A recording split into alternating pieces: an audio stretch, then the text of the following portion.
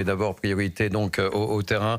On va aller à Saint-Médard-en-Jalles où il y a un hommage organisé ce soir, un hommage national pour les deux sapeurs-pompiers qui ont trouvé la mort près de l'aéroport de Bordeaux-Mérignac. C'était ce mardi. Je vous propose d'écouter le maire. Chagrin de voir évidemment deux jeunes hommes perdre la vie en allant secourir, en allant faire leur métier, en allant aider les autres, empêcher des catastrophes plus grandes encore.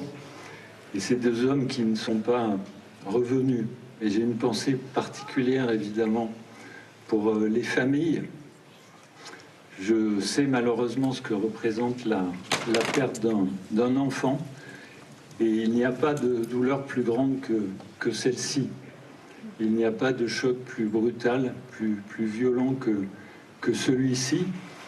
Et je vous assure qu'au-delà de notre soutien et de mon soutien, c'est vraiment de toute mon âme que je comprends ce que vous vivez depuis 48 heures. Alors, nous vous devons le respect, la reconnaissance pour le travail accompli. Vous êtes encore, pendant ce deuil, mobilisés sur des grands incendies, pas loin d'ici, hélas. Et malgré la peine, vous êtes encore au rendez-vous. Et bien sûr, j'élargis cet hommage au-delà de Saint-Médard-en-Jalles à tout le SDIS 33 et plus largement à toute la France. Donc, nous garderons pour toujours le souvenir de Wilfried et Anthony, que nous connaissons aussi comme responsables associatifs. Je pense par exemple au Téléthon, qui ont tant donné pour les autres, pour notre ville, pour nos villes, avec monsieur le maire de Saint-Jean-d'Illac, qui avaient la passion de leur métier, un incroyable dévouement, une grande énergie qui était portée par cette envie d'aider les autres, de porter secours, de secourir. Et ils l'ont fait tant de fois qu'ils ont marqué les esprits, bien sûr,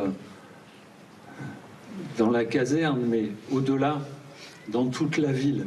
Et toute la ville aujourd'hui est dans le chagrin. Je crois que c'est le mot aujourd'hui, c'est le chagrin que nous traversons dans ce moment si difficile pour vous. Mais je voulais simplement vous faire part avec cette cérémonie de tout le soutien des habitants, des associations, des entreprises, des commerces. Tout le monde s'est manifesté. Et ce soutien ne doit pas être le temps d'une manifestation. Ce soutien, il se mesure aussi dans la durée, dans le temps, de ce que nous pourrons faire pour vous accompagner, évidemment, avec nos moyens qui sont ce qu'ils sont. Mais sachez que nous sommes là. Si vous avez besoin de quoi que ce soit, toute la ville est là pour essayer de vous aider et de vous accompagner dans ce moment si difficile. Puis au-delà du chagrin, il y a le respect pour votre engagement, la reconnaissance de ce métier si difficile que vous avez choisi d'exercer et que d'autres exercent à votre côté s'agissant des volontaires. C'est un métier évidemment extraordinaire puisqu'il s'agit de sauver les autres quand c'est possible, en tout cas d'être là, de répondre présent jour et nuit, quels que soient les moments qu'on traverse, quelle que soit la difficulté, d'y aller là où le réflexe qui est celui, et c'est normal de la plupart des gens, est plutôt de partir, bien vous y allez pour essayer de sauver ce qui peut l'être, et parfois au péril de votre santé, et au péril, hélas, parfois de vos vies.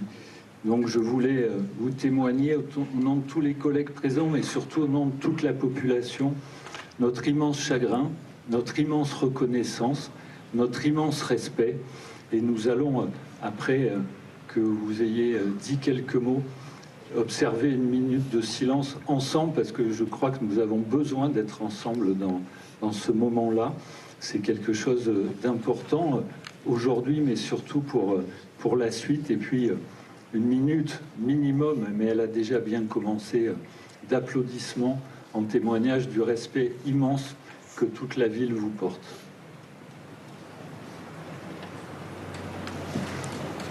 Voilà, c'est le discours. Je vais essayer de vous dire quelques mots. De vous dire quelques mots en hommage à Anto et Will. Mais je voulais surtout vous remercier pour les témoignages innombrables qu'on reçoit à la caserne, les quantités immenses de fleurs en leur hommage. C'était des professionnels et des volontaires, mais c'était avant tout des hommes en or. J'ai eu la chance immense de les rencontrer quand ils sont venus faire leur formation d'intégration à Bassens. Et j'ai eu une autre chance immense, c'est de devenir leur chef de centre quand je suis arrivé ici. C'était des gars exemplaires, adorables, sympas, moteurs, puisque la folie des grandeurs ne leur faisait pas peur. Ils ont commencé par courir le Téléthon sur 4 heures, ils ont fini l'année dernière par le courir sur une nuit, et là le projet était lancé de rejoindre Paris en courant et en vélo. On va le faire pour eux. On va le faire pour eux, parce qu'on est 170 à la caserne à Saint-Médard. On est 340 avec les femmes, et on est beaucoup plus avec les enfants, et on est encore beaucoup plus avec votre soutien à vous. Et voilà, les mots sont peu de choses. On est finalement peu de choses ici, mais sachez en tout cas que votre soutien et vos mots nous font du bien. Malheureusement, ça ne les ramènera pas, mais je sais que depuis là-haut, ils continueront à veiller sur Saint-Médard, à veiller sur les communes qu'on défend, et surtout ils veilleront sur leurs familles pour lesquelles on sera présent tout le temps et à jamais, comme on se le dit tout le temps. Mais voilà, je ne vais pas être beaucoup plus long. Merci à tous pour votre soutien et on ne vous oubliera pas, les gars.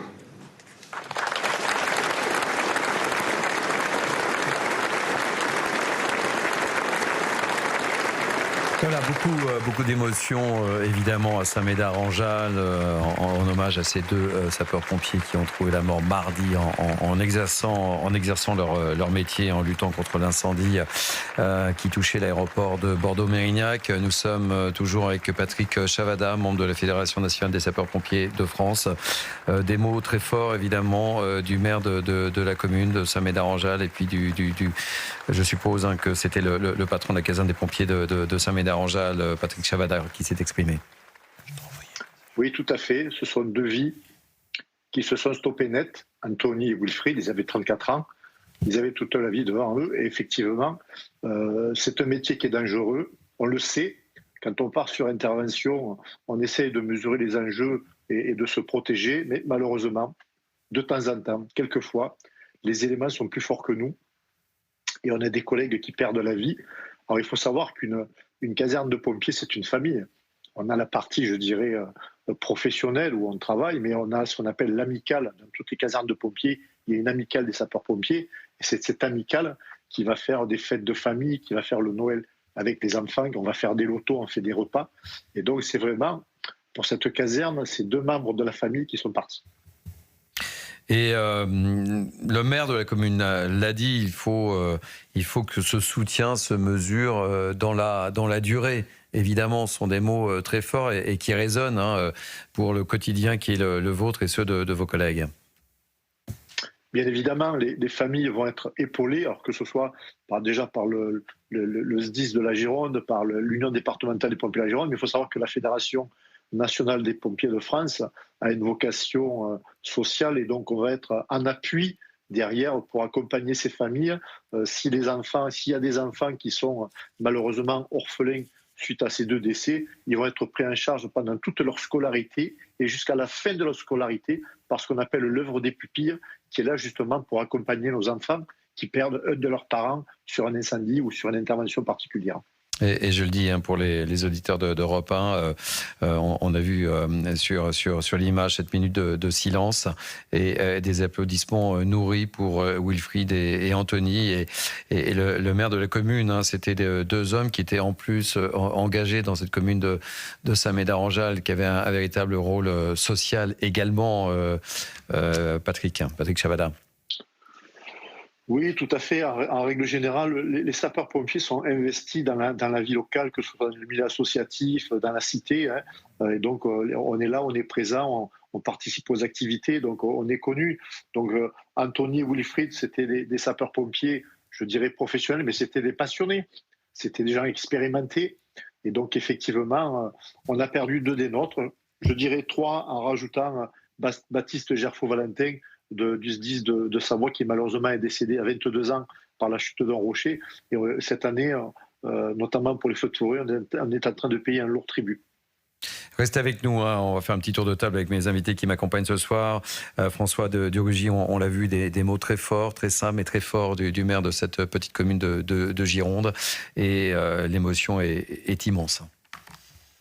Oui, parce que on sait que les sapeurs-pompiers, on les surnomme parfois les soldats du feu. Bien sûr. Ils montent au front des incendies pour nous protéger.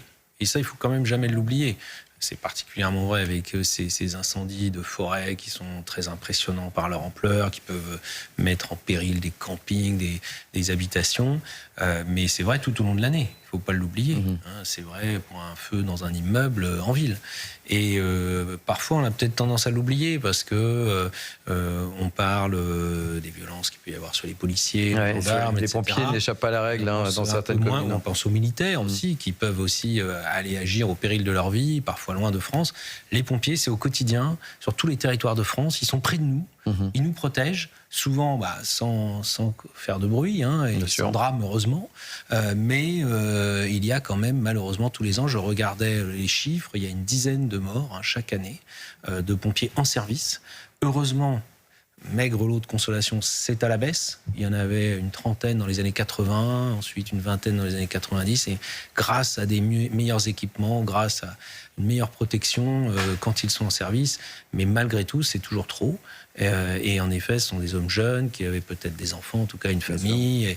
Et donc, c'est évidemment très, très émouvant, on imagine, pour cette commune. Mais moi, je trouve partout en France de se dire, et il faut y penser, y compris aussi peut-être le redire, parfois l'imprudence, l'imprévoyance, l'irresponsabilité, je ne parle même pas des gestes criminels. Pour cet incendie qui a fait 2 morts chez les sapeurs-pompiers, on ne sait pas encore l'origine. Elle est peut-être criminelle. Et encore une fois, rappelons-le, 9 départs de feu sur 10 sont d'origine humaine. Et la moitié sont d'origine criminelle. Et on voit les conséquences. Mais Mona Ittermann, c'est vrai que je trouve que cette phrase est importante du maire de Saint-Médard-en-Jalles et donne corps aux propos tenus par François de Rugy. Parfois, alors que dans certaines cités, les pompiers sont agressés, tout comme les policiers, les infirmiers, etc. Et ça nous renvoie à la réalité de leur mission. Quelle injustice, en effet, de les savoir en péril alors qu'ils portent secours. Alors, dans une grande ville comme Paris, on n'a pas trop de contact avec les pompiers, sauf quand vous tombez par terre, ce qui était mon cas, qui vous emmène à l'hôpital, vous les voyez de près. Je vis une partie de mon temps dans une petite ville de province. Et là, il y a plus de contact avec les pompiers. Je peux témoigner du fait que ce sont des gens qui ont du cœur. Ce sont des idéalistes. Et puis, d'autre part, je les ai vus un jour à Tetovo, en Macédoine, lorsqu'ils portaient secours aux Albanais, puisqu'ils fuyaient la guerre. Et là, pareil, comme en France, ils aidaient.